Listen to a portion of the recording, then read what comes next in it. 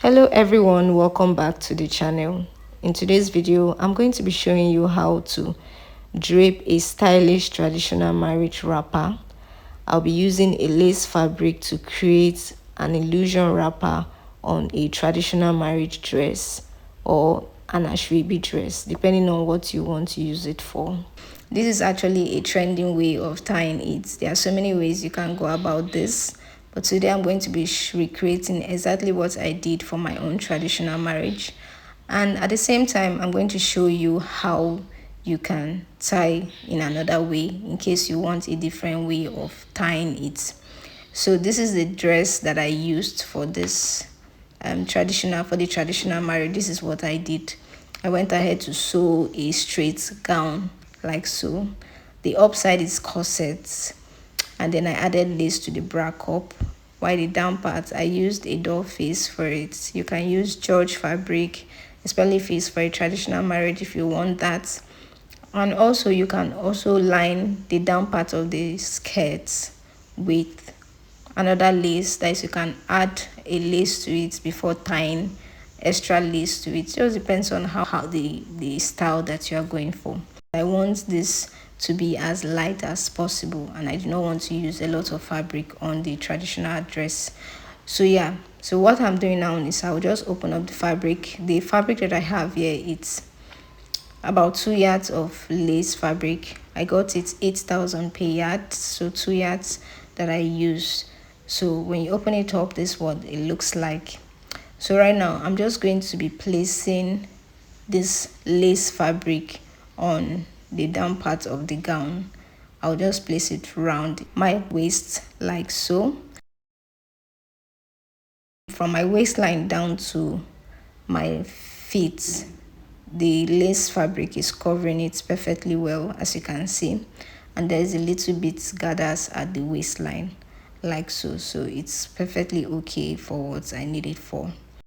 So now what I'm doing is to just hold it in place at one side. You can use the left side, the right side, depending on the direction you want it to go. So I'm just going to be holding it both at the back and the front together like so, and then I'll just fold it like I am doing now. So you just gather it or you fold it depending on how it is. So the down part is going to be, but when you are folding it, it's going to be shaping in it and aligning it to the skirt. So I'm just going to repeat this process so that you can see exactly what I'm doing. So I'll just fold it or gather it depending on how you see it. I'll just fold it or gather it, and this is what it looks like by the time I'm done. So make sure that when you're gathering it, it does not go beyond the doll face. That is the hemline of this gown. It's everything is aligning, or it can even be more than the hemline of the gown, but it should not be above it. If not, because we don't want the doll face to be showing outside. So I'm just going to do the same thing for the back as well. I'll fold it both for the front and for the back, and then at this point I'll just gather it as I'm doing right now.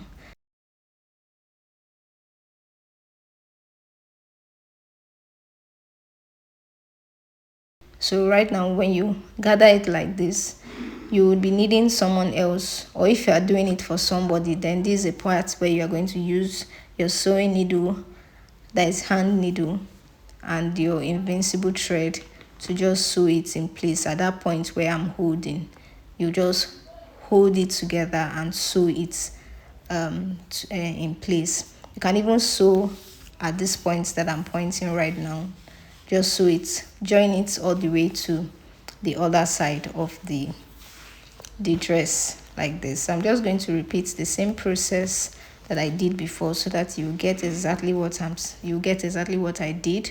So you fold it like so, and then you fold it at the back as well, and this is what it looks like. It's a very very simple process. You don't need to do too much. It's just everything is given. The most important thing is the quality of the lace. If you have a very beautiful lace, you don't need to do too much. It will come out perfectly well. And if you don't want to use a doll face, you can use crepe fabric or any fabric that will make it look more beautiful. So at the top part, you can still go ahead and bead it if you want something unique. something beautiful, you can just bead that side. You can even bead the sleeve, or you can bead the neckline. Just be creative and do what you think is more beautiful. And the sleeve too, you can add to the right side and to the left side as well. I added just to one side of my sleeve.